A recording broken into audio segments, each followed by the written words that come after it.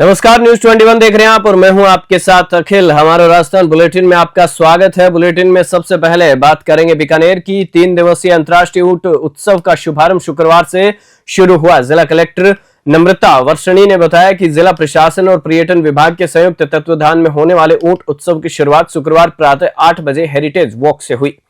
विदेशी पर्यटकों ने इस मौके पर क्या कुछ कहा, देखिए बीकानेर से सुरेश जैन की रिपोर्ट में। I came to explore the country and traveling with help of Atik, and I think I'm very lucky to be in your unique festival. So many colors, so many nice people. So I think I'm blessed. Thank you so much. Railway yard में मालगाड़ी के बेपटरी होने की घटना के दूसरे दिन Kota DRM Anil Kalra Sawai Madhopur पहुंचे और यार्ड का निरीक्षण किया। इस दौरान घटना को लेकर रेलवे अधिकारियों से फीडबैक लेकर विस्तार से चर्चा की गई। वहीं घटनास्थल का डीआरएम ने मौके पर जाकर मौका मुआयना किया। देर रात क्षतिग्रस्त रेलवे ट्रैक को दुरुस्त किया गया। वहीं बेपटरी हुए 4 बोगियों को हटाया गया। डीआरएम ने इस दौरान उचित दिशा निर्देश प्रदान किए। सवाई माधोपुर से राकेश अग्रवाल की रिपोर्ट। आसीन पंचायत समिति सभागार में ब्लॉक स्तरीय बैठक का आयोजन हुआ, जिसमें 26 जनवरी को आयोजित होने वाले गणतंत्र दिवस के मुख्य समारोह की तैयारी को लेकर संबंधित विभागों के अधिकारियों को उपखंड अधिकारी रोहित सिंह चौहान ने आवश्यक दिशा निर्देश दिए। एसडीएम चौहान ने बैठक के बाद क्या जानकारी दी, देखिए आसीन से परमवीर सिंह कटार की रिपोर्ट में। जैसा कि आपको जानकारी है, 26 जनवरी गणतंत्र दिवस आ रहा है। उस संदर्भ में राष्ट्रीय पर्व है, उसे हंसी खुशी और हर्षोल्लास से मनाने के संदर्भ में आज सभी ब्लॉक लेवल ऑफिसर्स और अन्य संगठनों के साथ बैठक की गई है।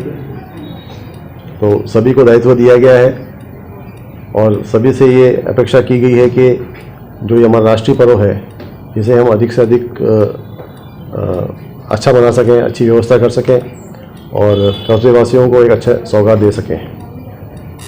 जो लोग होंगे जिन्होंने अच्छा कार्य किया, उनकी लिए सूची बनाने के लिए कहा है और एक अच्छा माहौल बने कर्मचारियों में और समाज सेवियों में, ताकि आगे बढ़ चढ़ के वो समाज सेवा का अपना संकल्प ले सकें। उन्हें प्रोत्साहित करने के लिए भी व्यवस्था की गई है। तो कुल मिला के सभी विभागों को इस संदर्भ में पाबंदी किया गया है, निर्देशित किया गया है और अपेक्षा ये है कि हम एक अच्छा कार्यक्रम आयोजित करेंगे। जयपुर में 5 दिवसीय राज्य स्तरीय युवा महोत्सव का आयोजन हो रहा है। 8 से 12 जनवरी तक चलने वाले इस महोत्सव का उद्घाटन खेल मंत्री राज्यवर्धन सिंह राठौड़ और राज्य मंत्री के विश्नोई ने किया। महोत्सव में प्रदेश भर के 1000 से अधिक युवा प्रतिभागी अपनी कला और खेल प्रतिभा का प्रदर्शन कर रहे हैं। तीसरे दिन खेल मंत्री राठौड़ ने युवाओं के साथ संवाद किया और मीडिया से क्या कुछ कहा, देखिए जयपुर से इस खास रिपोर्ट में। राजकीय युवा महोत्सव का आज दूसरा दिन है और आज के दिन आज जो संबोधन हुआ था वो भारत के नौजवान 2047 तक किस तरह से भारत को एक विकसित राष्ट्र बनाने के लिए अपना योगदान दे सकते हैं।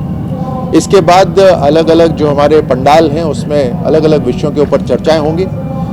आपके माध्यम से मेरा आग्रह है कि हमारे जो डेलीगेट्स आए हैं अलग अलग संभागों से, वो तो इसका लाभ उठा ही रहे हैं, लेकिन और भी नौजवान कॉलेजेस के हों, स्कूल्स के हों, माता पिता के साथ आना चाहते हों, वो एसएमएस स्टेडियम के अंदर आकर सुबह से लेकर शाम तक ये जो अलग अलग विषयों के ऊपर चर्चा होती है उसमें भाग ले सकते हैं।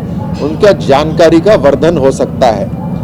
कल बहुत एक इंटरेस्टिंग विषय है जिसके ऊपर शंकरानंद जी आएंगे। शंकरानंद जी भारतीय शिक्षा मंडल के संगठन मंत्री हैं और वो भागवत गीता का जो पाठ है वो आज के युवाओं के लिए किस तरह से उसको हम अपने जीवन में उतार सकते हैं, उसके ऊपर वो अपनी बात रखेंगे। बहुत इंटरेस्टिंग सब्जेक्ट होगा और शंकरानंद जी इसके ऊपर, इस विषय पे बहुत अच्छा बोलते हैं। और कल भी पंडाल के अंदर अलग अलग विषयों के ऊपर चर्चा और चिंतन होगा। हमने स्पोर्ट्स और खेल और युवा मामले, इसके अंदर अक्सर जो फोकस रहता है वो खेलों पर ही रहता है, लेकिन हम युवाओं के ऊपर भी फोकस लाना चाहते हैं, क्योंकि आज के जो नौजवान हैं उनके सामने अनेक प्रकार की चुनौतियां हैं, जीवन के साथ रोजगार की और उसके साथ एक राष्ट्र का मजबूत निर्माण करने की सारी उनके ऊपर चुनौतियां हैं। सोशल मीडिया का जो जमाना है वो हम जब बच्चे थे तब नहीं होता था, उससे एक नई चुनौती पैदा हो जाती है इन सबके सामने। नौजवानों के लिए आजकल अक्सर हम सब सुनते हैं कि इम्तिहान है या अलग अलग परेशानियां हैं, उससे जो नौजवान हैं वो डिप्रेशन में चले जाते हैं। उसके लिए हम जयपुर संभाग के अंदर एक काउंसलिंग सेंटर खोल रहे हैं और ये यूनाइटेड नेशन की मदद से ये खोला जा रहा है। इस काउंसलिंग सेंटर और इसमें साइकोलॉजिकल सपोर्ट भी मिलेगा, मनोवैज्ञानिक सपोर्ट भी मिलेगा, उसके साथ साथ करियर की भी काउंसलिंग इस सेंटर से मिलेगी और इसको हम ऑनलाइन भी करने की कोशिश कर रहे हैं ताकि पूरे राजस्थान से जो नौजवान हैं वो इसका काउंसलिंग का लाभ उठा सकते हैं। ऐसे अनेक हम कार्यक्रम युवाओं के लिए आगे भी करते रहेंगे। नौहर के गांव टोपरिया से खबर है, जहां आदराम सहारण, लालचंद सहारण व साहबराम सहारण ने गांव में अपने पिता के स्वर्गवास पर मृत्युभोज जैसी कुप्रथा को त्यागने का फैसला किया है। इस दौरान साध्वी पुष्पा शास्त्री आश्रम रेवाड़ी ने कहा कि नरसेवा नारायण सेवा, सेवा ही परम धर्म है, जिसका कोई नहीं उसका भगवान होता है। नौहर से सेठी गोदारा की रिपोर्ट। केंद्रीय कृषि राज्य मंत्री भागीरथ चौधरी आज एक कार्यक्रम में शिरकत करने के लिए जोधपुर पहुंचे। जोधपुर में मीडिया से बात करते हुए उन्होंने कहा कि शिक्षा के ऊपर बेहद जरूरी है ध्यान देने की, क्योंकि शिक्षा पद्धति से हमारी संस्कृति, हमारी कुठाराघात किया गया है। हमारे शिक्षक संघ राष्ट्रीय स्तर पर काम कर रहा है। केंद्रीय मंत्री भागीरथ चौधरी ने इस मौके पर क्या कुछ और जानकारी दी, देखिए जोधपुर से ब्यूरो चीफ मनोहर सिंह की रिपोर्ट में। सच्चाई है, नालंदा तक्षशिला विश्वविद्यालय इसके साक्षात प्रमाण है। पूरे दुनिया में शिक्षा के क्षेत्र में हमारा देश अव्वल नंबर था, परंतु दुर्भाग्य रहा कि पिछले कालखंड में हमारे देश में कई शक्ति आई, हमारे देश को तहस नहस करके चली गई, हमारी शिक्षा नीति को बर्बाद कर दिया, हमारी संस्कृति पे कुठाराघात किया। इसलिए बहुत कुछ जो करने की जरूरत है। शिक्षा ऐसी होनी चाहिए जो स्वराज मुख हो, जो रोजगार दे, इस तरह की शिक्षा, और उससे हमारे शिक्षक जो संघ है वो काम कर रहा है। आपको लगता है महापुरुषों को वो जगह नहीं दी गई पाठ्यक्रम में ताकि बच्चे नहीं जान पाए? सच्चाई है, जो हमारे महापुरुष, जो हमारे आदर्श, जिन्होंने संस्कृति को बचाए रखा, इस देश के अखंडता के लिए जिन्होंने हस्ते से प्राण न्यौछावर कर दिए, उन इतिहासकारों को, उन महान जो शख्सियत थी, उनको इन्हें कहीं इतिहास में जगह नहीं दी, और पता नहीं महान कौन है, क्या है, इस तरह की जो किया गया। और शिक्षा नीति जो नई आई है, इसमें सारे इसे सुधार आमूल परिवर्तन किए जाएंगे। डूंगरपुर जिले की बिछवाड़ा पुलिस की बड़ी कार्रवाई सामने आई है। अवैध रूप से करीब 1.5 करोड़ के सोने के जेवरात और नकदी ले जा रहे 3 आरोपियों को पुलिस ने धर दबोचा है। तीनों आरोपी प्रदेश के सिरोही जिले के निवासी हैं। फिलहाल पुलिस ने सोना और नकदी जब्त कर मामला दर्ज कर लिया है।